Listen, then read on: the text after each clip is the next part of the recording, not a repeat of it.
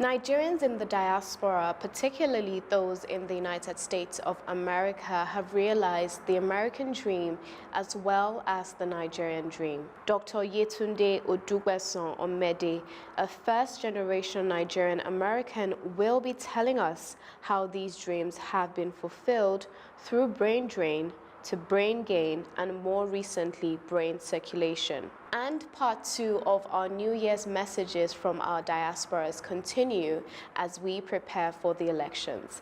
And on hand, we have the Association of Nigerian Physicians in the Americas with our health segment. And of course, we do not forget our diasporan of the moment. This is your favorite program, The Diaspora, and I am your host, Koinsola Adetumbi. Please stay with us.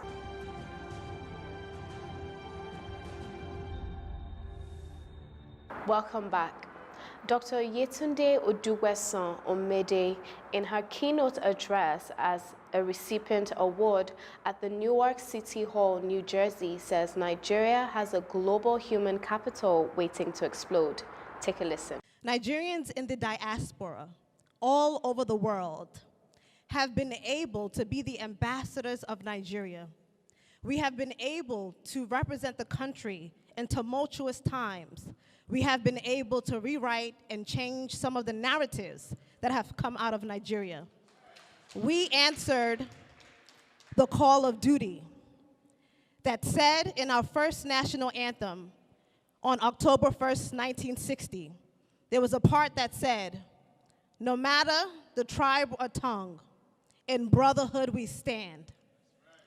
And we have in the diaspora been able to come together and unify ourselves, understanding that there were various internal and external threats that oftentimes tried to undo the beautiful story of Nigeria. We pulled up our bootstraps. We took some parts of the American dream. We took the culture of Nigeria, and we went out into the world so that whenever you heard a Nigerian name, it was synonymous with excellence. Whenever you heard a Nigerian name, it was synonymous with hard work. Whenever you heard a Nigerian name, you knew that education was paramount in the household. It wasn't just upbringing, it was a culture. It's an African culture. It is a Nigerian culture. So I don't tend to use this platform to focus on the issues that are not peculiar to Nigeria, the issues that are global issues that other countries also endure, but to focus on the glory of what Nigeria is. I am a testament to that. Born and raised here, I took the culture. I look at the world in a dual vision. I'm a product of the American dream. I'm the product of my Nigerian parents' prayers. And I understood that wherever I go, I was a representative not only of my home, but of my other home, right? Nigerian home. And that when I would walk into meetings and when I would be the youngest person on the board or the youngest faculty or the only woman of color, I knew that there was more things that I had to represent than just myself or just my qualifications or just where I've been at. There was a generation that was just like me, first generations who were just like me, who were born here in the United States, who also had that call to duty. There's a part in that anthem, in our national anthem, that says, "It is a great gain to be able to pass the flag to future generations without stain." And one thing I want to say is that you know, the generation that we have now is a different generation. They're not the generation of the 60s, of the 70s, of the 80s, or of the 90s. We are a generation with so many things that are at our disposal, a generation that is exposed to the many global issues that are out there, a generation, if tapped into, can be the human capital of the world. That is what we have been able to do. So the brain gain that all the other countries have experienced by Nigerians in diaspora is one of our glories. That is the new turning point. That is what Toby Amosun, who is the fastest hurdler in the world, I look at her with almost symbolic as a baton, basically saying, here's the baton to the next generation.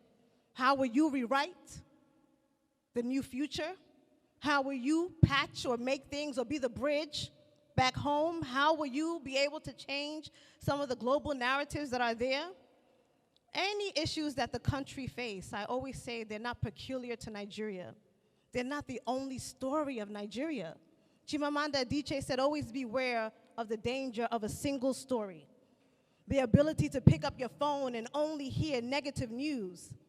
The cynicism that often comes about with inundated with the things that are going wrong. Can we take today to focus on what has went right? Can we take a day to focus on the things that we have accomplished as a country? There's nowhere in the world that you will not see, even in high positions, a Nigerian that is there. There is not one person that you can't account to that doesn't have a medal or a recognition of the highest degree that comes from our homeland. Those are things that are glorious, despite the checkered history, despite whatever issues they may face. We are the ambassadors. And I often plead unto the young people who are the first generations Nigerians to also understand that you too have a call to duty. That when we sing that national anthem, when you sing the American national anthem, you remember your own anthem, the anthem of your parents, the struggles that they also went to have you here, to raise you here.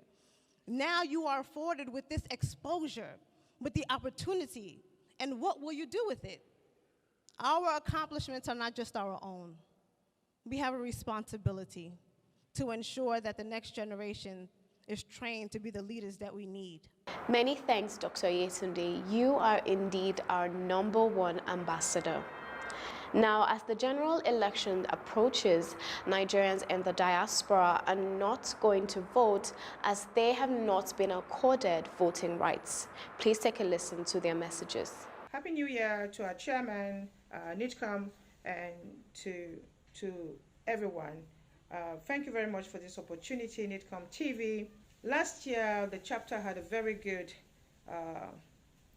ending. We got the best award for the best chapter in Europe. Thank you very much for that recognition. Several of our members were awarded, given several awards within the United Kingdom as well. We're hoping that this year we will do the same. This year is a bit different because of the elections. It's a critical year, and we have the elections coming up next month. We all know that without our PVCs, we will not be able to vote. And most importantly, us living in the diaspora, it is very important that we participate. If we don't participate, how are we going to get that bill passed? If we're asking for the right to vote and be voted for, it is very important that we get involved and participate in this process, because only in participating that bill this year with a new administration will be passed. This year we look forward to A Week in Nigeria. We have carried out these projects for over 4 years. We're looking forward to more collaboration and partnership with NITCOM. We're coming in again for A Week in Nigeria to celebrate Diaspora Day on the 25th of July. We hope that this year we'll be more involved and then more engaged.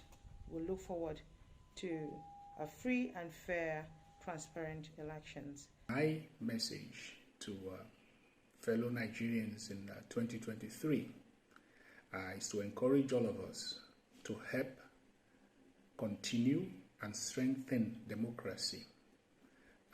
And my second advice in 2023 is to be our brothers' keepers, our brothers and sisters' keepers.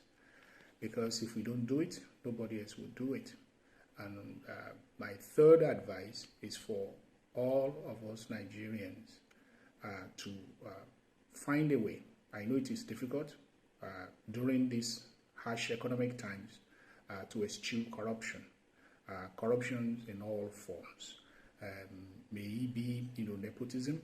May it be, bribe taking and bribe giving, so that our country could really take its place among the leading nations of the world. The part B of my advice is that because 2023 is an election year, I would, strongly urge all our people who are voting, who haven't gotten their PVCs, to go get it before the cutoff, the deadline set by the INEC. And if you get your PVC and you intend to vote, make sure that you protect and guide your vote so that it can be counted. Finally, we need to follow the advice of His Excellency, President Muhammadu Buhari, who advised all of us to vote for credible and honest candidates. And may God bless Nigeria, and may God bless you all. Thank you. It is my wish to wish my country, my beloved country, Happy New Year. And I also wish you the best in the upcoming general election, February 2023.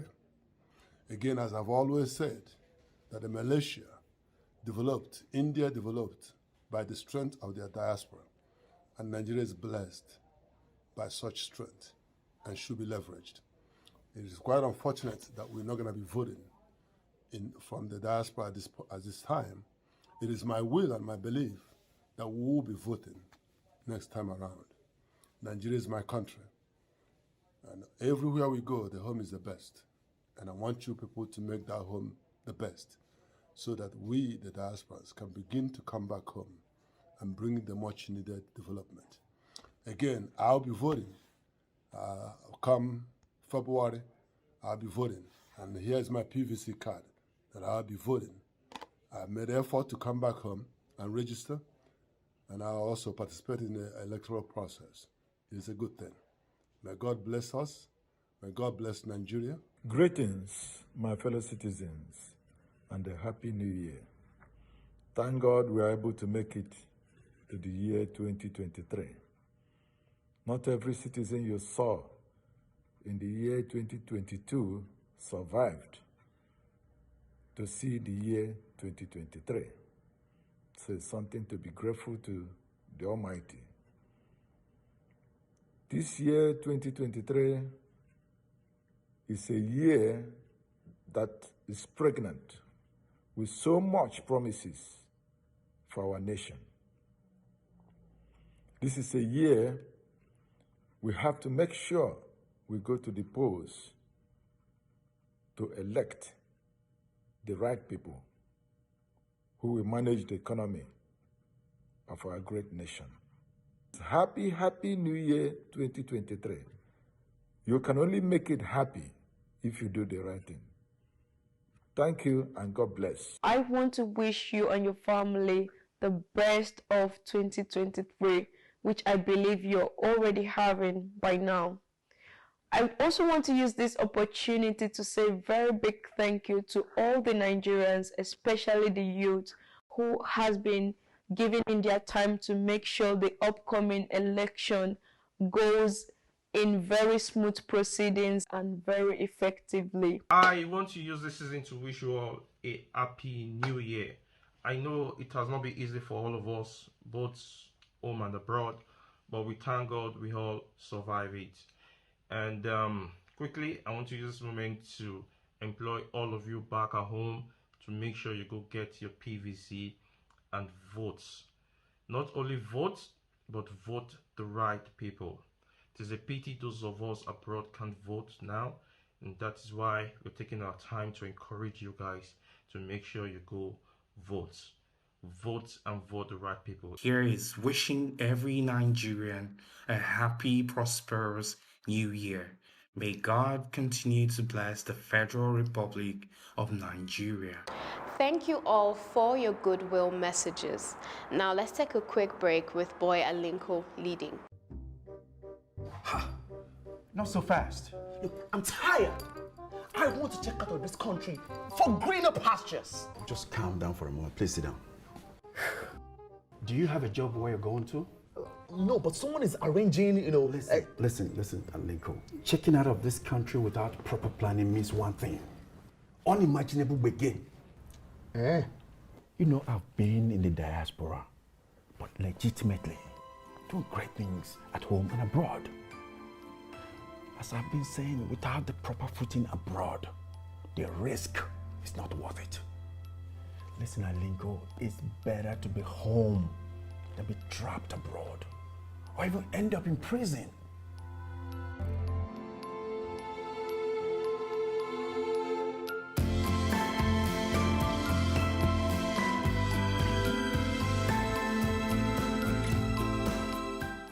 If you must travel, travel legitimately.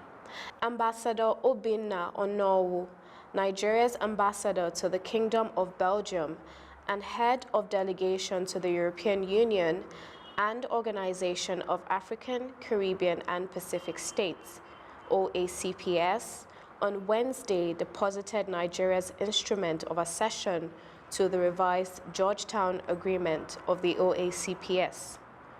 With the deposit of the instruments of accession by Ambassador Onowu, Nigeria now becomes a party to the revised Georgetown Agreement.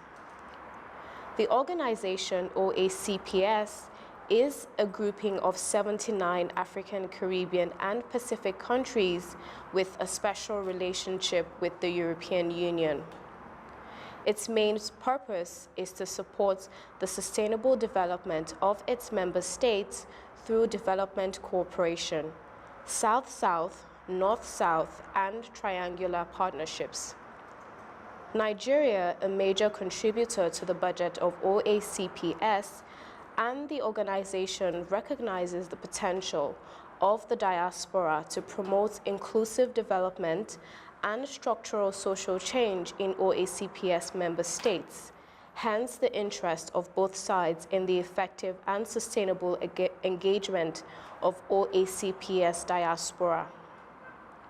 In this connection, the OACPS has designated Honorable Dr. Abike Dabiri Arewa, Chairman CEO of the Nigerians in Diaspora Commission, NIDCOM, as the champion of diaspora. At the summit of the OACPS in Luanda, Angola, from the 6th to the 9th December 2022, heads of state and government endorsed Nigeria's offer to host a Center of Excellence on Diaspora in Abuja.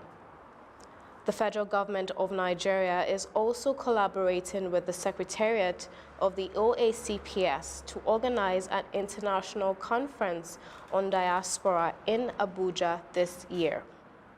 This meeting will bring stakeholders across 3 continents to Abuja to share experiences on diaspora engagement issues.